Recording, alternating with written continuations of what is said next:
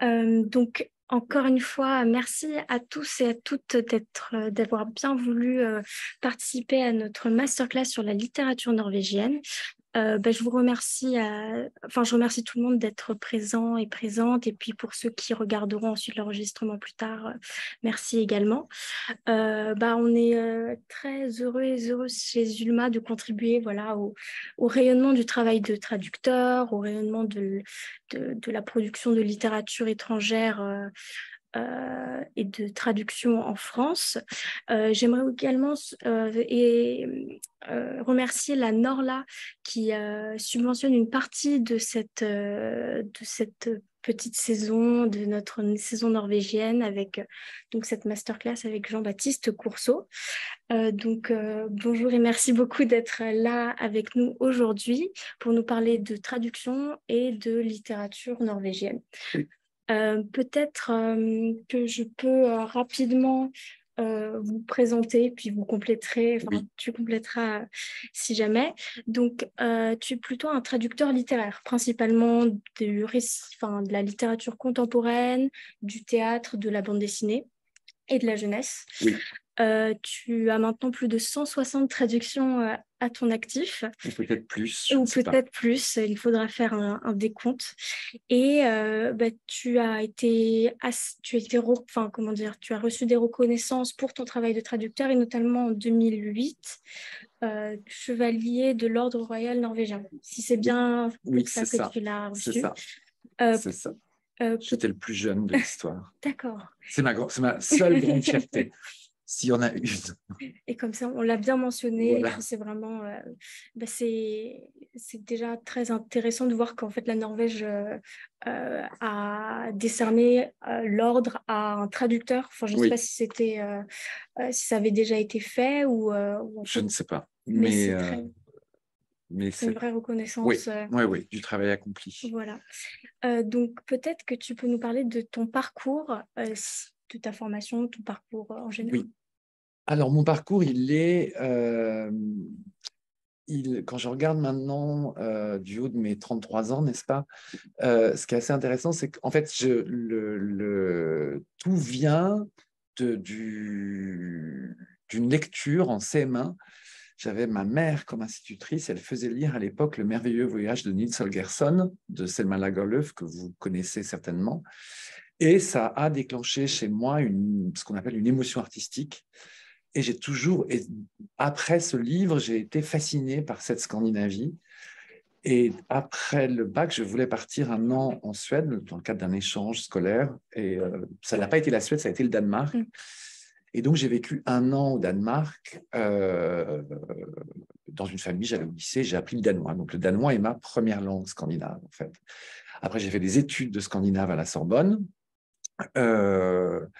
Et j'ai arrêté ces études parce que ça me semblait, je devais devenir professeur de littérature, j'imagine, et ça me semblait tellement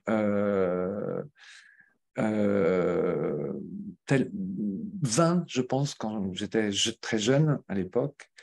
Maintenant, je ne trouve pas ça vain du tout, mais à l'époque, je trouvais ça vain et j'ai trouvé du travail en tant que journaliste parce que je parlais ces langues scandinaves. Et toute ma vie, ce sera ça, ce sont les langues scandinaves qui m'ont à chaque fois orienté vers un nouveau parcours professionnel. Et la traduction, elle est venue par le fait qu'au départ, je voulais et j'étais critique de littérature jeunesse. Et je voulais continuer à faire ça, mais c'était difficile. La littérature jeunesse n'avait pas sa place qu'elle a maintenant pour partie. Et une éditrice m'a un jour demandé, mais tu ne voudrais pas traduire ce livre? Et j'ai traduit mon premier livre, donc Geneviève Brisac, pour que grâce lui soit rendue. Et c'est comme ça que je suis devenu traducteur. Donc j'ai traduit pendant un premier quart de ma carrière quasiment uniquement de la jeunesse. C'était vraiment ma littérature de cœur. Ça l'est toujours. J'ai toujours une très grande affection pour elle. Maintenant, en plus je vis en Allemagne, donc je n'ai plus, j'ai moins accès, disons, à cette langue que pourraient parler les jeunes lecteurs. Il y a aussi moins de littérature norvégienne pour enfants et adolescents qui est traduite en français, donc j'en traduis nettement moins. Mm. Mais donc, tout ce que je veux dire aussi en expliquant ça, c'est que les fameux 160 titres, il y en a peut-être 60 qui sont des livres jeunesse et qu'on traduit, non pas parce que c'est plus simple, mais pas parce que le volume est moins important, plus vite. D'accord. Voilà. Oui, donc mais c'est à la fois quand même une sorte de passion de la littérature jeunesse, parce que on pourrait, enfin, je pense qu'il y a aussi quelque chose de la vitesse. Enfin, vous avez quand même, enfin, tu as quand même une vitesse de traduction peut-être importante. Maintenant je suis un vieux monsieur, donc je D'accord. traduis très lentement. Non, je dis des bêtises. Non, mais je pense qu'après 25 ans de traduction, il y a une exigence qui fait que, une exigence de justesse qui fait que je traduis plus lentement autrefois, ce qui ne veut pas dire que j'ai fait de mauvaises traductions et que je n'étais pas juste à l'époque.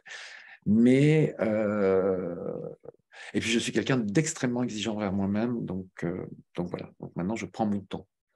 Et bah aussi peut-être le ralentissement, est-ce que c'est aussi dû au fait que maintenant tu traduis des livres, tu me l'avais dit il y a quelques instants, qu'en fait c'était des livres qui avaient un petit défi.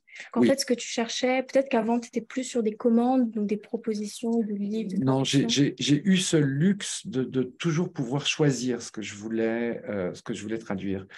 Il m'est arrivé quelquefois de traduire des livres que je n'aimais pas forcément, mais que je faisais parce que j'avais envie de travailler avec telle éditrice, par exemple. Et en fait, parfois, je m'ennuyais et je pense qu'on ne traduit pas bien ce qu'on n'aime pas bien. Ça ne veut pas dire que j'ai rendu un mauvais travail, mais ça veut dire que on connaît tout ça. Quand on a une passion, quand on fait quelque chose par passion, on l'a fait encore mieux. Et la traduction ne fonctionne pas autrement, je D'accord. crois. Oui, oui. Non, non, c'est intéressant parce que c'est aussi c'est un métier d'être traducteur, mais en même temps, il y a donc un aspect enfin, très concret où il faut gagner de l'argent, il faut faire des... Oui, Voilà. oui, Mais oui. en même temps, il y a cet C'est pour aspect ça de passion. c'est pour ça que j'ai employé le mot luxe en conscience, c'est-à-dire que le métier de traducteur aujourd'hui, c'est quand même pour l'écrasante majorité de mes collègues, femmes et hommes, ils traduisent ce qu'on leur propose. Beaucoup ne peuvent pas choisir.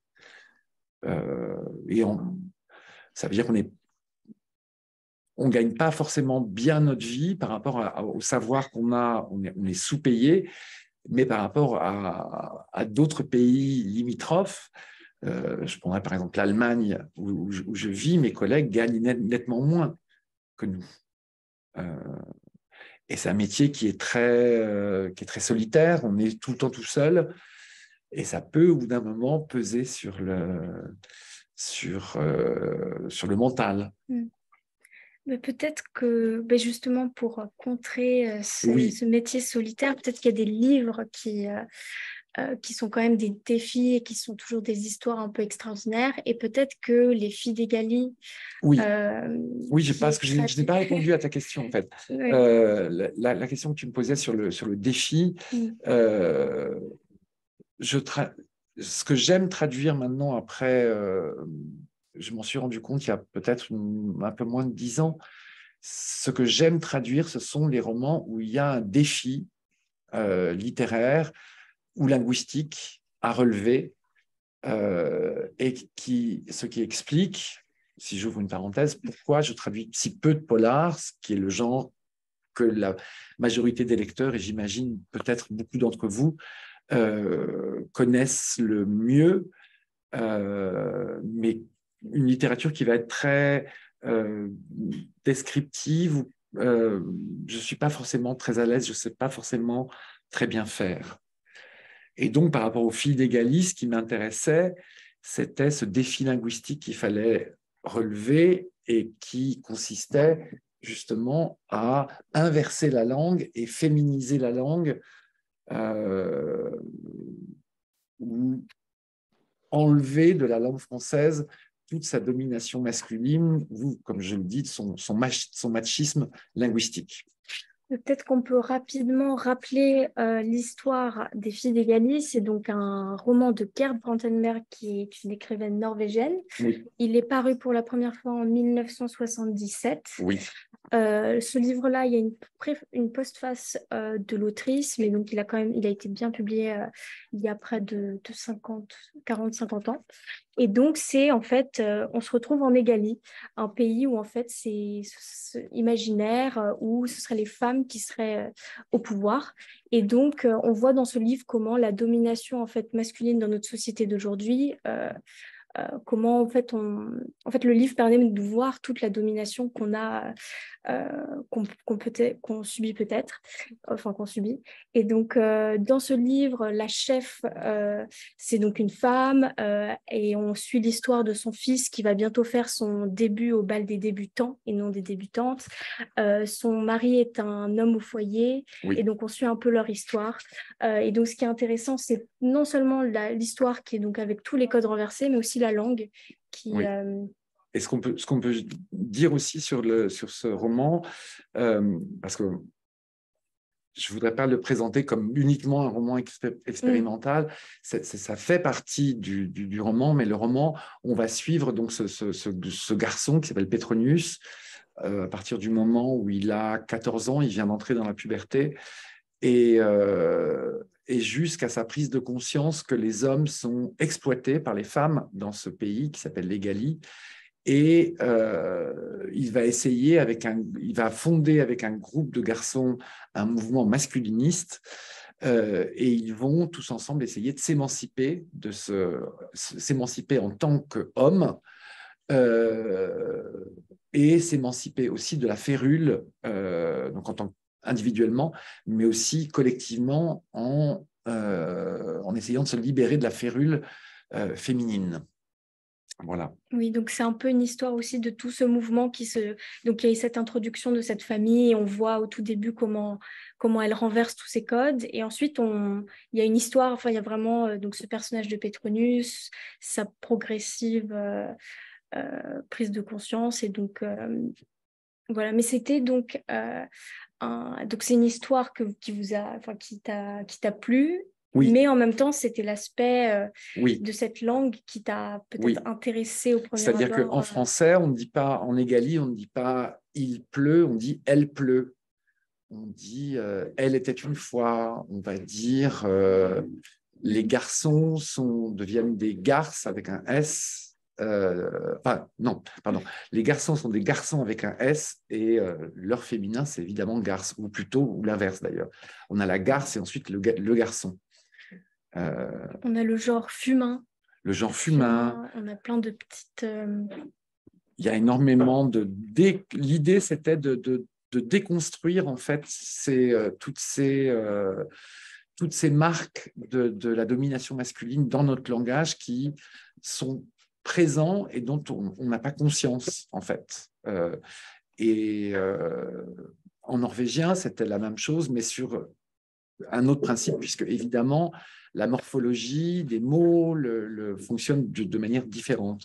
Mais on l'a de la même manière présent en norvégien. C'est pas quelque chose que j'ai Ouais. inventé, je veux dire. Et ben, c'est intéressant que, en fait, ce livre n'avait pas été traduit à sa sortie, et Oui, donc il a fallu attendre 40 ans, il a fallu attendre euh, ta traduction. Mais oui, c'était, parce que même moi, je ne sais plus, est-ce que c'était toi qui avais ramené ce projet, qui avait oui, découvert ce livre et qui t'était dit, mais c'est génial? oui. Ou, ok. Et c'était pas les éditions Julma qui Non. t'avaient contacté En fait, c'est au départ, si je peux. Le livre a une histoire assez particulière dans le sens où il a donc été publié, comme on l'a dit, en 1977 en Norvège. Il a été vu, mais il n'a pas eu à l'époque de succès énorme. Aujourd'hui, il s'est vendu, je pense, à 800 000 exemplaires dans le monde. Mais c'est quand il va être traduit en suédois et surtout en allemand en 1979 où là, le succès va être considérable et va l'être de plus en plus dans les années 80 quand il sera traduit en américain. Plus récemment, traduit en coréen, ça a été aussi un succès considérable. Et en fait, le livre, moi, je le connaissais et je me suis dit, et je travaillais avec Evelyne Lagrange, qui est éditrice, donc ici à Zulma, mais à l'époque, elle travaillait pour Gaïa, certains d'entre vous s'en souviennent sûrement. Et Evelyne, donc je l'ai proposé à Evelyne, qui a dit oui, et puis Gaïa a dû fermer, et donc Evelyne a emporté le projet avec elle ici chez Ulma, et c'est donc chez Ulma que le livre est paru. Voilà. Donc c'est à la fin, c'est une histoire un peu éditoriale dans le monde de ce livre, de sa traduction, et en même temps ici qui arrive beaucoup plus tard. Peut-être à l'époque par manque de traducteurs, par peut-être des intérêts au premier abord, et puis pas de nouvel intérêt lorsque la traduction allemande est sortie, finalement non plus. Non, je pense, alors c'est vraiment une hypothèse de ma part, mais je pense que à l'époque, les traducteurs du scandinave n'étaient que des hommes très, très masculins, et qui voyaient, pour les avoir eus comme professeur quand j'étais à l'université, qui voyaient d'un très mauvais œil la littérature féministe. Et donc, je pense que pour ces raisons-là, ils ne l'ont pas conseillé. Et peut-être aussi que la conscience de ce machisme linguistique n'était pas aussi généralisée qu'elle l'est aujourd'hui. Donc, je ne dis pas que dans les années 70, mais ce que je veux dire, c'est que dans les années 70, c'était surtout des femmes qui menaient cette bataille féministe, alors qu'aujourd'hui, des hommes aussi la mènent. Et on a pris, notamment dans les années 90, 0, conscience dans toutes les langues. Je ne parle pas cette fois uniquement du français, mais c'est le cas en allemand, c'est le cas en anglais, de cette omniprésence masculine dans la langue. Voilà. Toute une aventure et puis un plaisir de traduire. Oui, oui. Une vraie, enfin, c'est peut-être un livre où on voit le plus l'aspect créatif de la traduction. Oui, oui. L'idée, c'était la difficulté. En fait, elle n'a pas consisté à trouver donc des équivalents, à féminiser. La difficulté, par exemple, si je peux lire un petit passage, donc Pétronius veut devenir marine pêcheuse, puisque ce sont les femmes qui travaillent, les hommes sont à la maison. Et sa sœur, qui s'appelle Ba, qui est plus jeune, lui dit: un homme marine pêcheuse, de mémoire de femme, on n'a jamais entendu plus niais que ça. Et tu n'aurais pas envie de devenir matelote pendant que tu y es, mateuse ou quartier maîtresse? Ha ha ha, je suis morte de rire. Je te signale que tous les hommes qui partent en mer sont soit des putains, P-U-T-I-N, soit des gouins. Des gouins, oui, des gouins, exactement, etc. etc.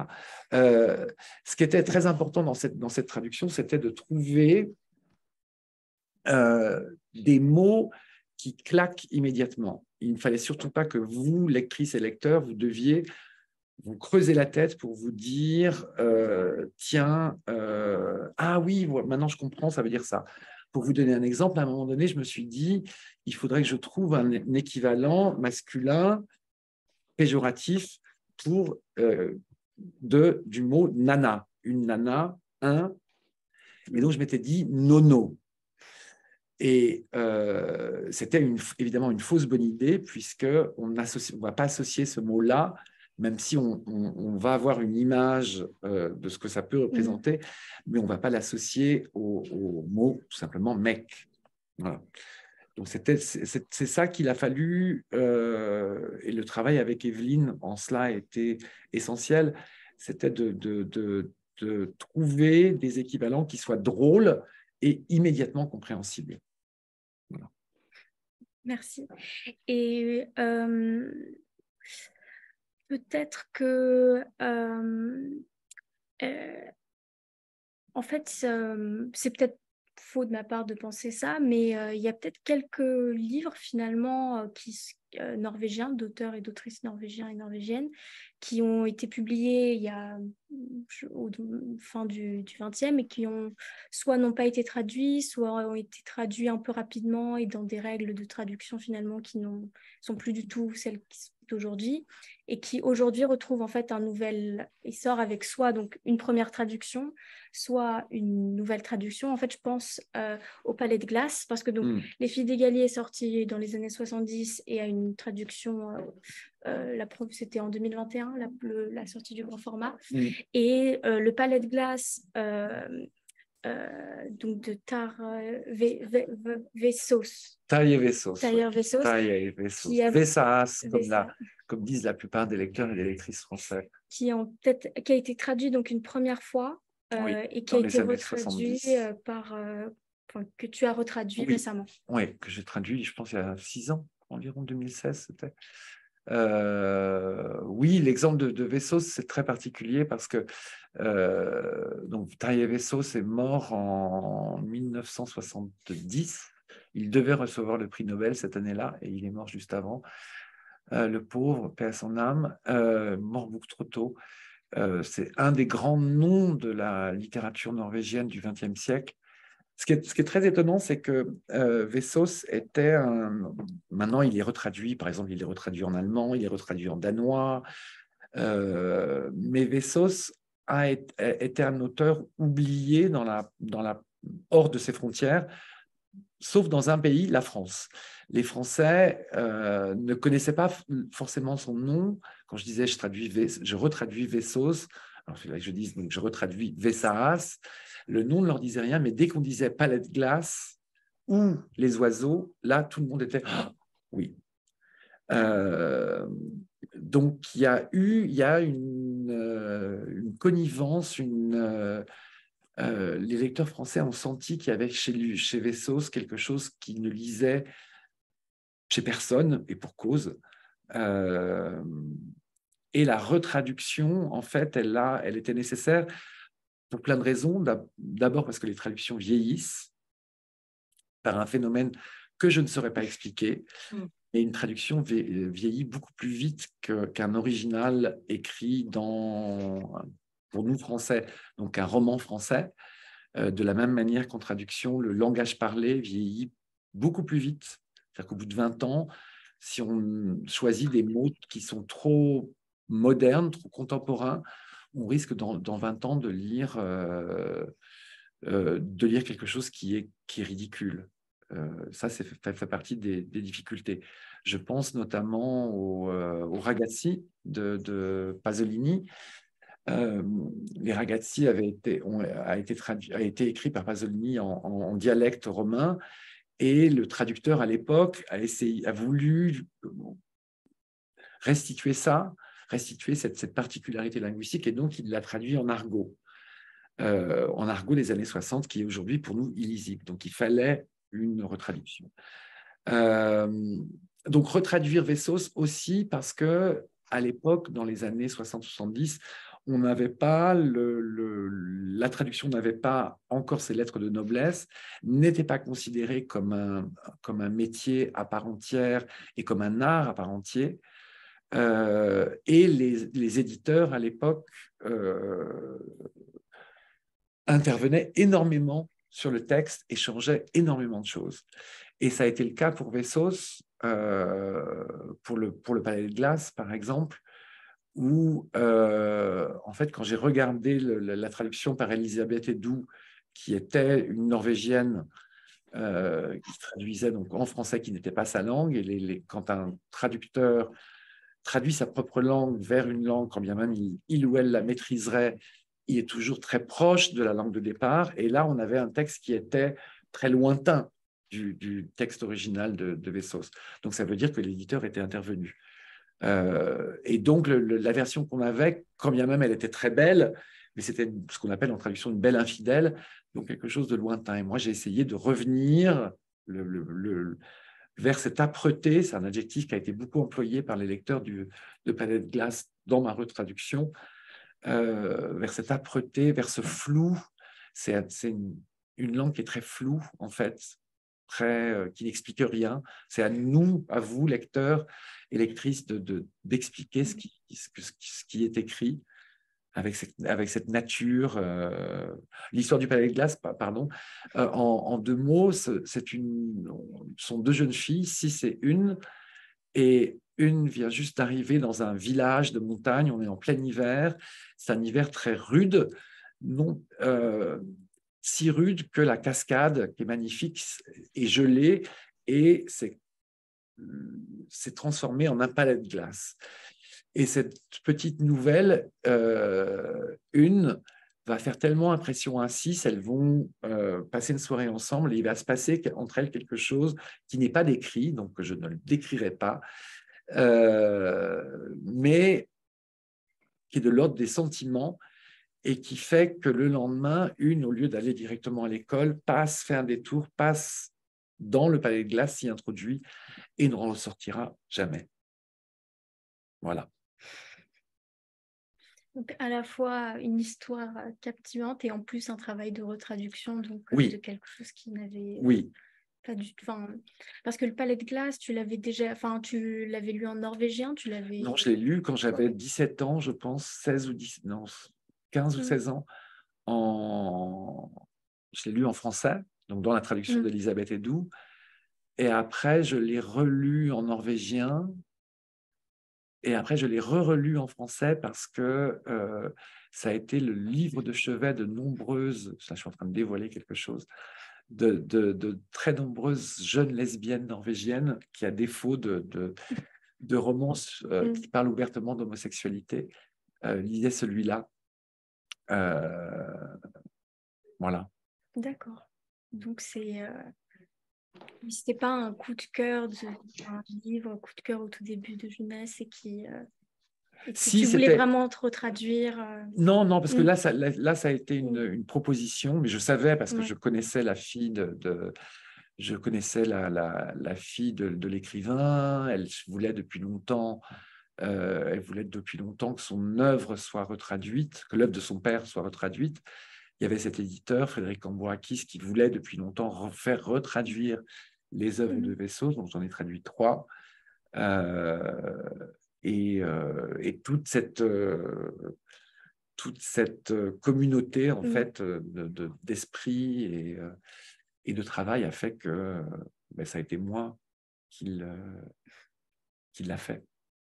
Et peut-être, comme on a parlé rapidement de la langue norvégienne, oui.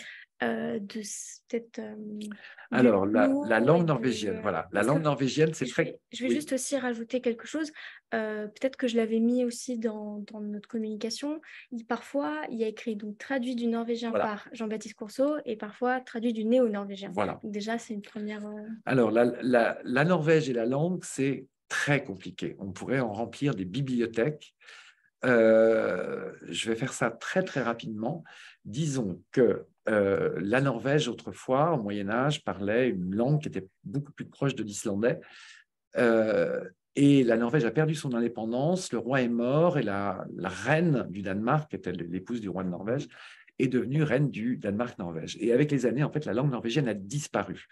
Donc, quand on arrive à la fin du 19e siècle et quand on lit Ibsen ou Hamsun, on lit un danois, en fait, qui est matiné de quelques mots de norvégien. Et à l'époque du romantisme, donc vers les années 1860 en Norvège, la Norvège n'a pas encore recouvré son indépendance, le gouvernement demande à 2 professeurs de rassembler tous les dialectes, puisque la géographie de la Norvège, avec ses montagnes, ses fjords, ses villages encaissés, ont fait que les gens parlent toujours leur dialecte. Et donc l'idée, c'est de reconstruire sur la base de ces dialectes le norvégien qu'on parlait autrefois et qui doit remplacer ce dano-norvégien. Or, ce n'est pas ce qui s'est passé et les 2 langues ont coexisté. Et en fait, aujourd'hui, en Norvège, nous n'avons pas non seulement nous avons 2 langues, le bokmål, qui est parlé par environ 80% de la population, et le néo-norvégien, le nynorsk, qui est parlé par 12 à 15% de la population. Donc, on a non seulement 2 langues, mais ces 2 langues-là ne sont pas standardisées. C'est-à-dire que vous pouvez écrire en modifiant la langue selon le dialecte. que vous parlez. Mais les gens, quand ils parlent leur dialecte. Donc, ça veut dire que quand vous lisez un roman norvégien, vous avez, dès la première page, une image mentale géographique. Vous savez si, en fonction de la langue, si on est à l'est ou à l'ouest, à Oslo ou dans le nord. Donc, vous avez, ce faisant, une idée de la classe sociale du narrateur ou des personnages, selon qu'ils vont parler un norvégien infléchi ou par leur dialecte. Et vous avez tout un tas comme ça de renseignements qui, à la traduction, évidemment, disparaissent, puisqu'on traduit en français, que le français est une langue standardisée. Voilà.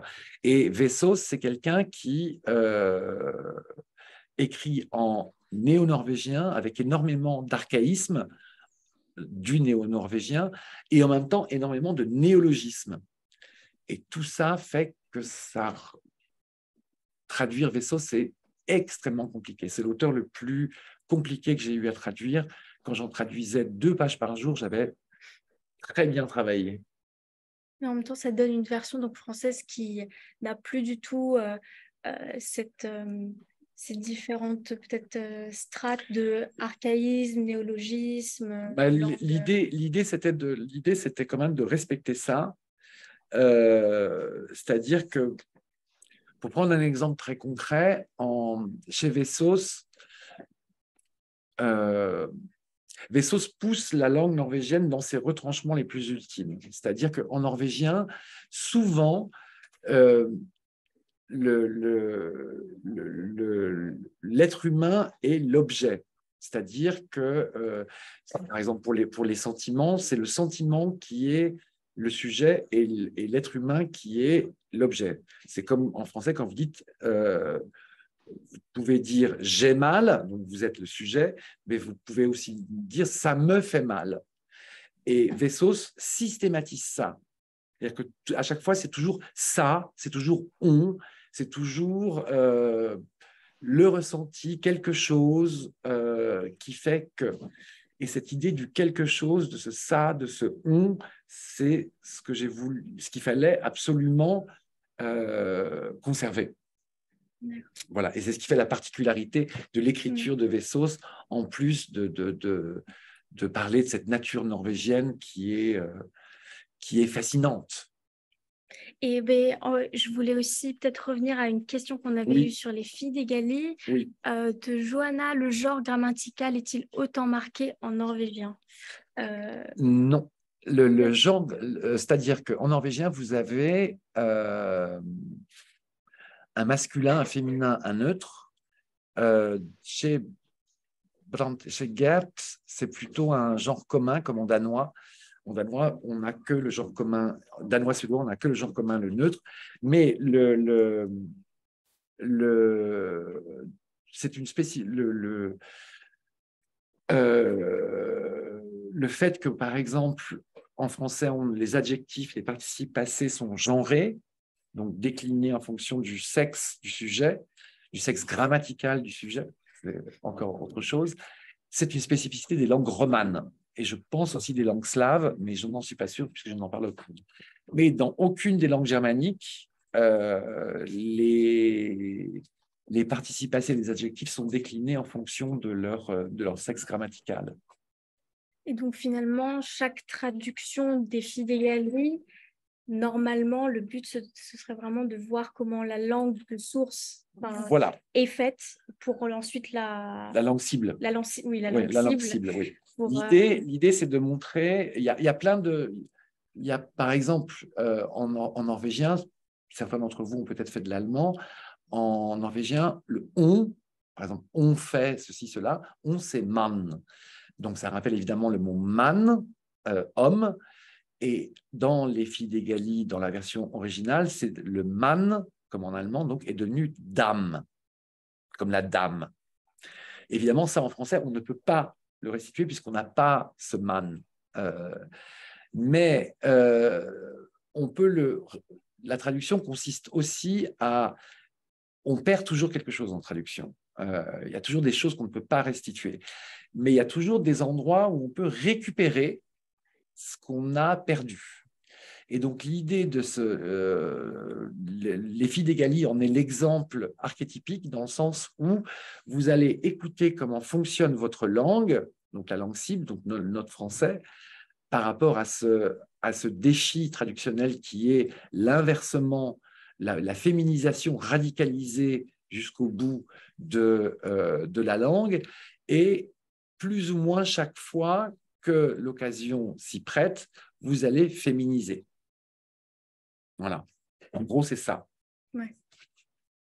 Est-ce que c'est clair ce que je dis? Sinon, vous me dites si vous avez d'autres questions par rapport à ça.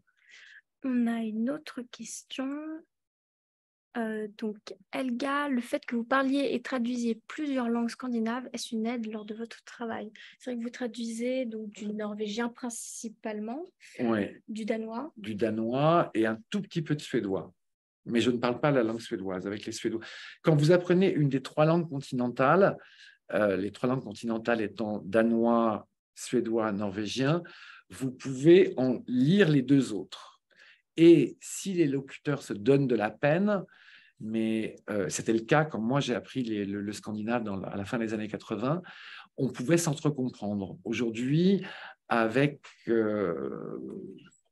presque 40 ans plus tard, ça n'est plus tout à fait le cas. C'est-à-dire que pour les jeunes locuteurs suédois, le danois, pour eux, c'est une langue étrangère. Bon, c'est aussi parce que le danois a une prononciation très particulière, mais en tout cas, à l'écrit, vous pouvez les comprendre. Moi, je parle les deux langues, je parle danois et norvégien. Beaucoup de mes collègues, on est la majorité des traducteurs du scandinave, quelle que soit leur langue maternelle, donc ils traduisent vers le bulgare, vers l'italien ou vers je sais pas moi, le portugais, traduisent une autre langue. J'ai ma collègue italienne Eva Valvo, qui est de langue danoise, traduit en ce moment de plus en plus de livres norvégiens parce que la littérature norvégienne s'exporte mieux, qu'elle est peut-être meilleure, je ne sais pas, que la langue danoise ou qu'elle parle davantage, la littérature, pardon. Moi, je parle les deux langues. Le suédois, je le traduis moins parce que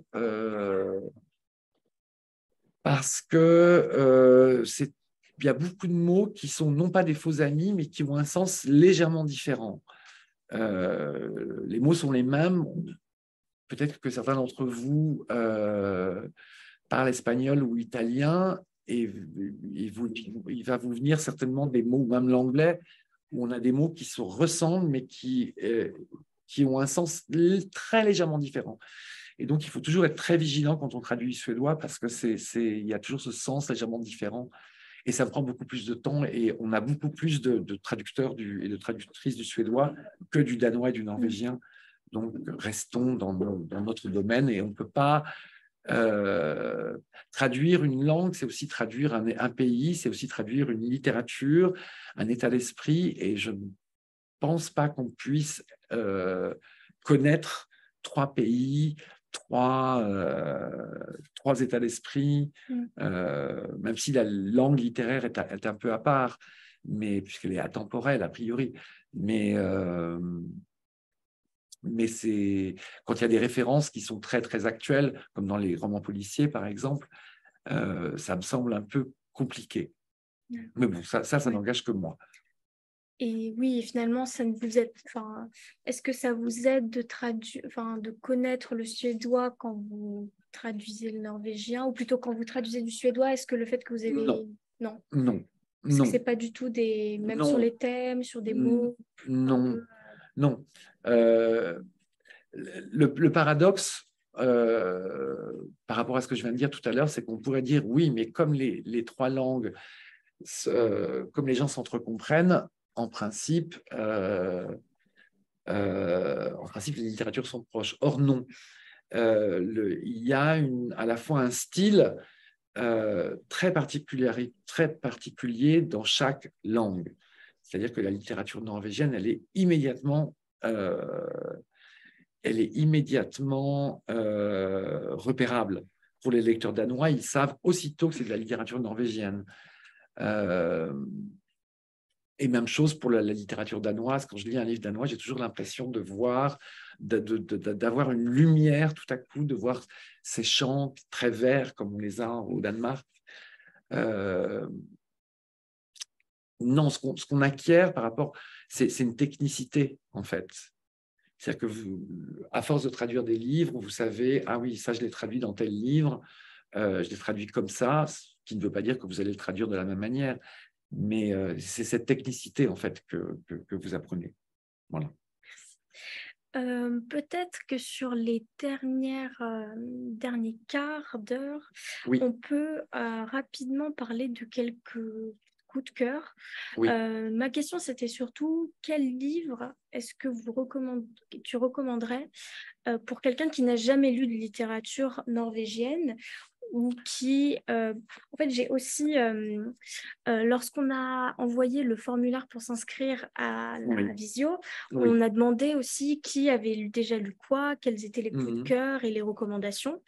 Et donc, bah, on a déjà évoqué Ibsen rapidement. Tu l'as évoqué. Pas ici, Euh, avant, ah oui, tu l'avais. pendant notre Ouais. déjeuner. Et donc, bah, il y a Ibsen donc, qui revient souvent. Oui, La Maison de Poupée, qui Ouais. pour moi est un classique,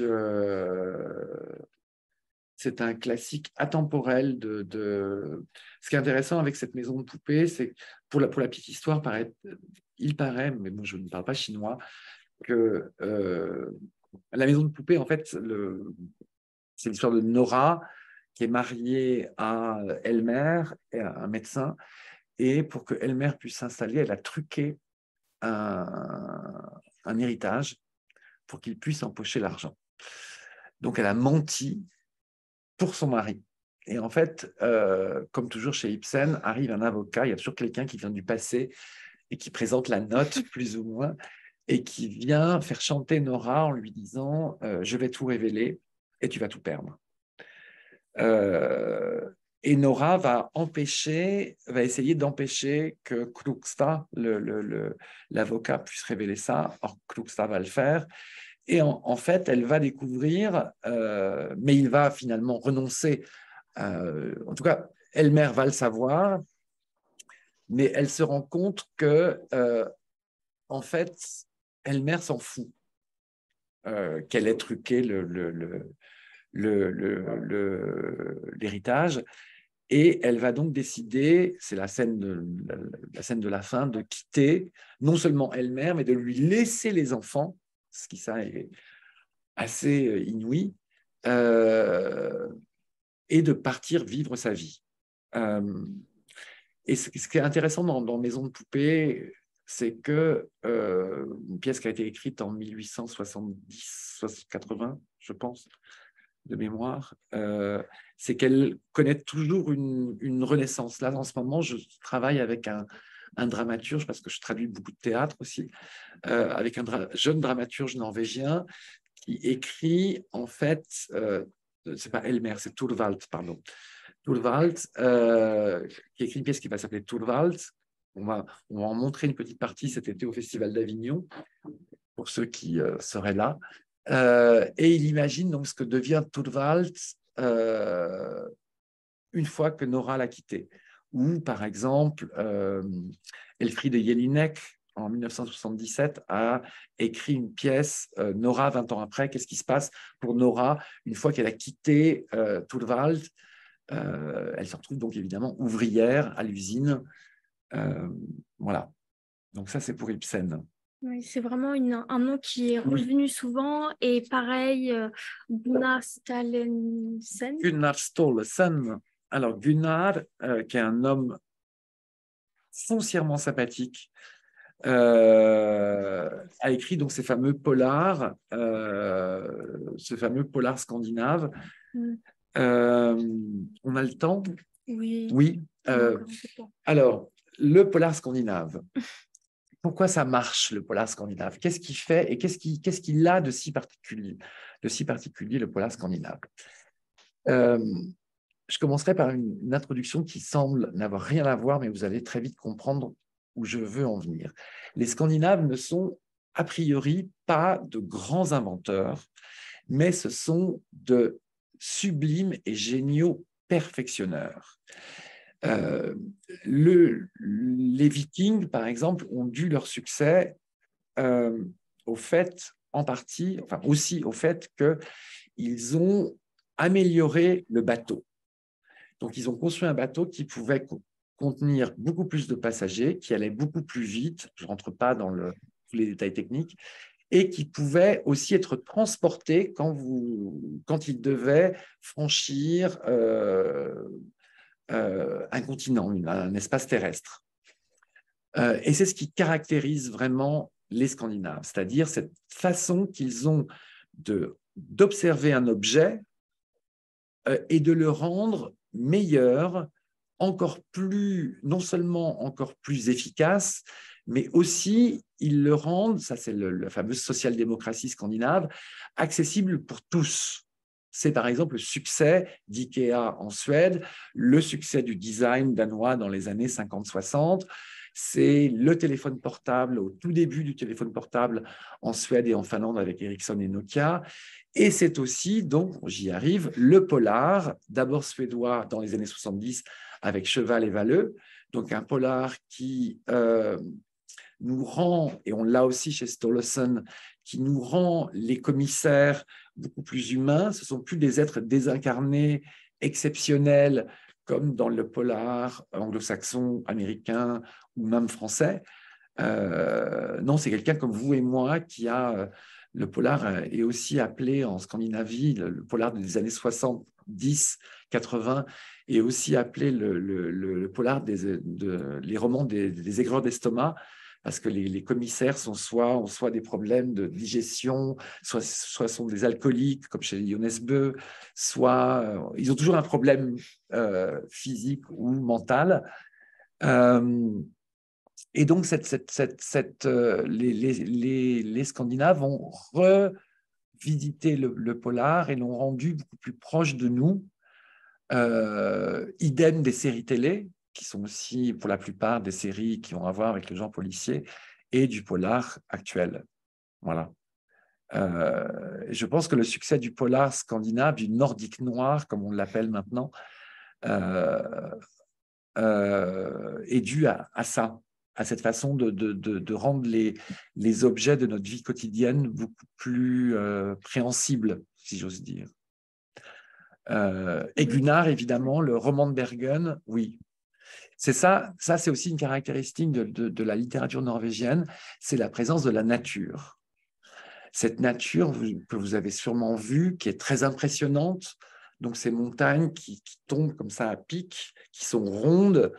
En norvégien, quand on est dans les montagnes, il y a un adjectif qu'on emploie beaucoup, c'est dramatisk. Donc, vous comprenez le mot dramatique, mais ça n'a rien à voir avec le dramatique. C'est quand une nature est dramatisk, ça veut dire qu'elle est impressionnante. Et je trouve que l'emploi justement de cet adjectif qui ne signifie pas ce qu'il veut dire, enfin qui signifie autre chose que son sens propre, résume parfaitement pourquoi cette nature est omniprésente. Parce qu'elle est très impressionnante. Parce qu'on ne peut pas faire sans elle, parce que vous ne pouvez pas, c'est que de la montagne quasi partout, et que vous ne pouvez pas, certains peut-être connaissent les Alpes et les Pyrénées, donc comprennent ce que je veux dire, mais vous ne pouvez pas construire partout, vous ne pouvez pas faire sans la nature. Voilà. Et il y a beaucoup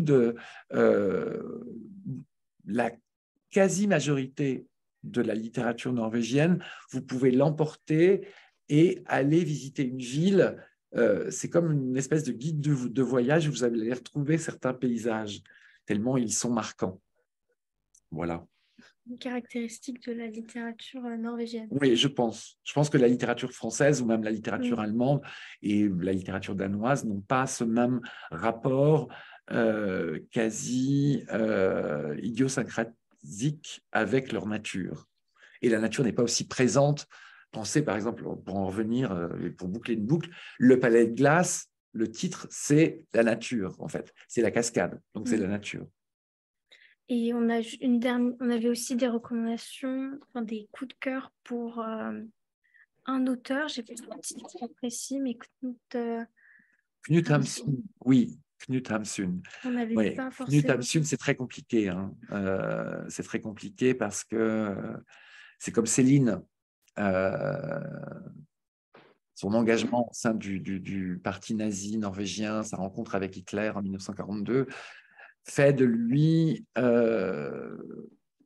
quelqu'un de problématique. Alors vous me direz, et vous aurez raison, il faut séparer l'homme de l'homme, l'œuvre de l'homme. Oui, pour moi c'est problématique, mais bon, ça n'engage que moi. Mais oui, bien sûr, fin de Knut Hamsun ou Victoria ou d'autres sont de très grands romans. Et peut-être qu'on peut finir sur toi, quelques auteurs que tu aimes, dont tu aimerais parler, peut-être des livres que tu penses qui devraient être plus mis en avant, parce que donc le polar scandinave, c'est vraiment quelque chose qu'on voit, Oui. qui est vraiment très omniprésent, mais peut-être qu'en fait finalement la littérature de fiction est moins, on la voit moins passer. Donc est-ce qu'il y a des titres, des auteurs Alors, si je dois, il me reste combien de temps? Oui, encore 5 minutes. Et 5 puis, s'il y minutes. a des questions. 5 minutes, mais surtout, vous n'hésitez pas à me demander s'il y a un roman qui vous êtes important ou dont vous aimeriez que je parle. Si je l'ai lu, j'en parlerai volontiers. Il y a une autrice que j'aime beaucoup, beaucoup, qui n'est pas très connue. Je l'aime d'autant plus qu'elle est adorable en tant que personne et je suis le premier à l'étranger à la voir. Enfin, je suis le premier à l'avoir découverte à l'étranger. Donc, sa première publication étrangère, c'est en français. Maintenant, c'est une grande autrice en Allemagne, au Danemark et en Suède, notamment. C'est Mona Höfring, qui est publié chez Notabilia. Le premier roman que j'avais traduit, c'était Nous sommes restés à regarder l'horizon. Et puis, l'année dernière, ou il y a 2 ans, est sorti Le jour où Vénus, et le titre continue, a vu une... tu vas la retrouver. Ouais. Et Mouna, ce que j'aime beaucoup chez Mouna, c'est que c'est son écriture. C'est une écriture qui est très dynamique. Voilà, merci. Parce que Ah, Vénus a frôlé ainsi que la mène le jour de ma naissance. Merci, Pierre. Euh, ce que j'aime beaucoup chez Mona, c'est que on a, on a une narratrice qui est toujours hyper présente dans ses romans. On a toujours des personnages qui sont des personnages de femmes qui sont très décalés, des personnages à qui on va poser des questions et qui ne répondent jamais aux questions qu'on pose. Nous sommes restés à regarder l'horizon raconte l'histoire d'une jeune fille d'une jeune femme qui travaille dans une fonderie que son mec vient de plaquer et elle va à l'occasion de l'anniversaire de sa tante ou de la mort de sa tante dans un restaurant rencontrer une autre femme qui va tomber amoureuse d'elle et elles vont partir toutes les deux en Islande.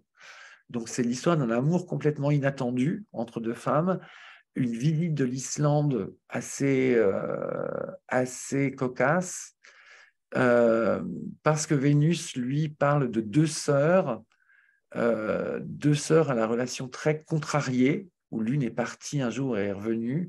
L'une des sœurs, celle qui est revenue, est très neurasthénique, on pourrait dire, et elles vont passer un hiver pour calmer la sœur dans un hôtel dans la montagne en Norvège.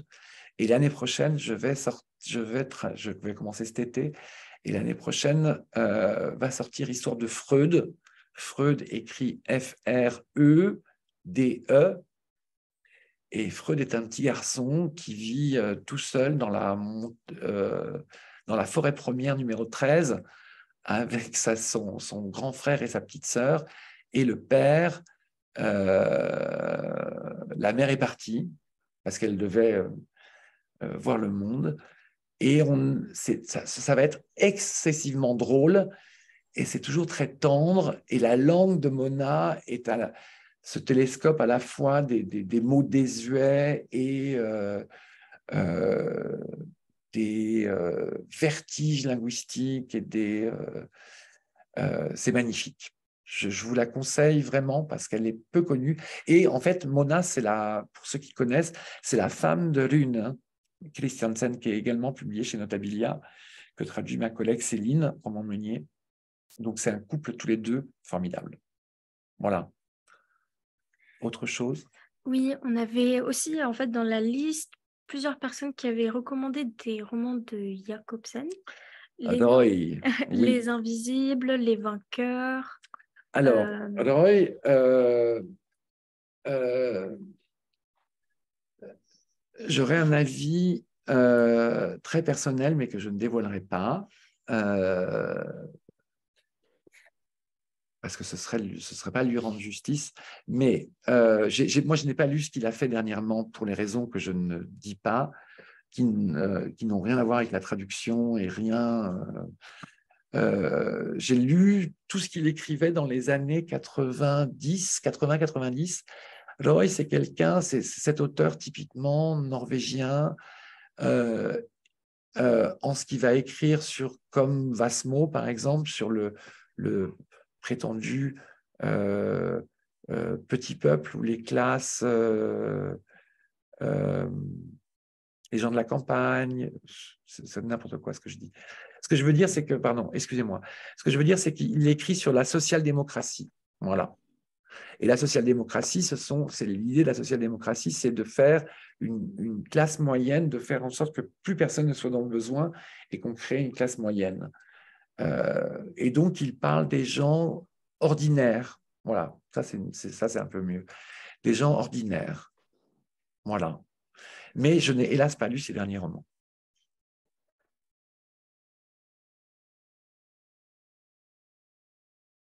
Misérabilisme. Chez Roy Jacobsen, vous voulez dire peut-être. Peut-être qu'il y a de ça. Je ne sais pas. Est-ce que la littérature de langue sam, ça c'est une excellente question, littérature autochtone trouve une véritable place au sein de la littérature norvégienne? Elle commence.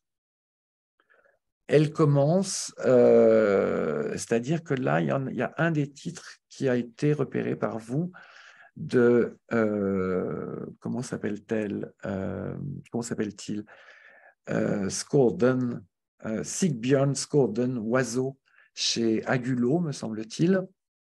Alors, ça commence. Là, je vais partir au mois de.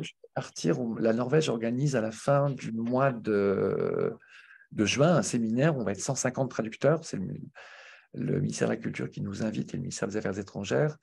Et il y a tout un pan sur la littérature sam. Vous avez peut-être. Alors, ce qu'il faut savoir, c'est que la littérature sam, elle n'est pas. Elle est écrite en deux langues. Elle est écrite en sami. Et elle est écrite dans la langue nationale de l'auteur ou de l'autrice. Par exemple, ma très chère, Claire Docero chez Robert Laffont, que j'aime, je dis ma très chère parce que je l'aime beaucoup, a publié, me semble-t-il, l'année dernière, une autrice suédoise qui s'appelle Lesta Adius, je pense, qui parle donc de la littérature sam. Il y a en tout cas en Suède et en Norvège de plus en plus, voilà, Anne-Hélène Lestadius, c'est ça, ouais. Il y a de plus en plus une prise de conscience de la culture sam, ou sami, comme on veut, et donc une promotion, le Conseil nordique, qui est cet organisme qui regroupe donc tous les pays du Nord, y compris le Groenland, essaie de mettre en avant cette production sami. Donc, je pense que dans 10 ans, on va voir beaucoup plus de choses dans tout un tas de disciplines artistiques. Pas seulement, pensons à Marie Boinet pour la musique, sinon vous dites quelque chose, elle est norvégienne, mais que ce soit en théâtre, en musique, en littérature, on va dans les années à venir avoir beaucoup, beaucoup plus de choses qu'on en a actuellement. Oui, donc pour l'instant, elle n'a pas vraiment encore sa place. Non, parce que c'est Ouais. compliqué parce que il y a, à mon sens, pas de traducteur du sami, comme vous n'avez pas de traducteur du féroïen, ça n'a rien à voir, mais ça, on est toujours dans le domaine scandinave. Donc, on les traduit du conte, et quand ils sont eux-mêmes traduits, soit ils s'auto-traduisent, la plupart du temps, ils s'auto-traduisent en norvégien ou en suédois. Pour la Finlande, je ne sais pas, puisque le finnois n'est pas une langue scandinave, il n'est pas une langue indo-européenne, mais finno-ugrienne. Mais oui, donc il y a cet obstacle-là linguistique qui est compliqué, qui complexifie encore la donne. Voilà. Cela reste politique. Stöld, ouais, c'est ça. Cela reste politique. Vous voulez dire La question de la place. Oui, oui, mais il y a, encore une fois, après que les Samis ont été colonisés, il est arrivé aux Samis la même chose qui est arrivée au peuple autochtone du Canada, donc, ou aux aborigènes, ou aux Maoris en Nouvelle-Zélande, aux aborigènes en Australie. Donc, cette intégration forcée. Et là, depuis, mettons, 5 ans, il y a vraiment, dans les pays nationaux, les ministères de la Culture font vraiment un effort pour promouvoir cette culture-là et la spécificité de cette culture-là. Voilà. Et peut-être une des dernières recommandations en jeunesse, c'est vrai que tu as beaucoup traduit de jeunesse et finalement on en a moins parlé. Et on en a moins parlé parce que je n'en traduis quasiment pas. S'il y a une autrice que je garderai, parce qu'elle deviendra l'Astrid Lindgren, enfin, elle aura la même aura qu'ont eu Astrid Lindgren en Suède ou Tove Jansson en Finlande. Tove Jansson qui écrivait en suédois, puisqu'il y a une très grande minorité suédophone en Finlande. C'est Maria Par, donc P-A-2-R, Maria, dont j'ai traduit 2 romans, puis il y en a eu un 3e que je n'ai pas traduit, aux éditions Thierry Magnier, parce que c'est absolument... c'est plein de tendresse, ils sont des personnages. Maria dit toujours, les enfants ont toujours raison. Et de la même manière que Bernard Giraudot disait, les malades ont toujours raison. Même quand ils ont tort, ils ont toujours raison. Et dans ces romans, les enfants ont toujours raison. Ce sont des enfants qui sont déterminés, qui veulent le bien et qui triomphent toujours. Et ce qu'il y a de particulier, donc ce sont des romans qui se passent toujours à la campagne. Maria habite dans l'ouest de la Norvège, écrit en néo-norvégien. Et qu'est-ce que je voulais dire? Oui, il y a quelque chose de chez elle qui est toujours magnifique, c'est que les parents, même s'ils sont absents, aiment leurs enfants et les protègent.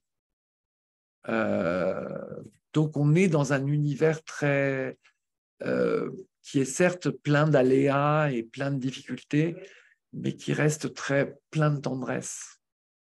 Voilà. Et d'amour. Merci beaucoup. Si Avec on a plaisir. une dernière question, mais je pense que là, on a eu quand même...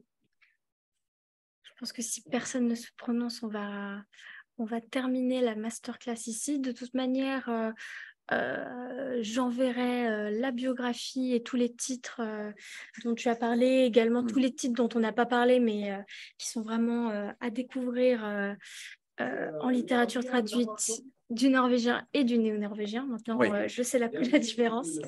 Eh bien, merci à tout le monde d'avoir participé. Beaucoup. Merci à Jean-Baptiste. Det var väldigt intressant. Tack så mycket. Gärna det. Et je crois que c'est tout. Merci beaucoup. Merci. Et puis, passez une bonne journée. Et n'hésitez pas à demander s'il y a quelque chose qui vous semble obscur dans ce que j'ai dit et si vous avez besoin de renseignements complémentaires. Évidemment, j'enverrai la bibliographie, mais s'il y a des questions, vraiment, n'hésitez pas. Oui. On pourra toujours préciser. Merci. Et puis, à très vite. Au revoir.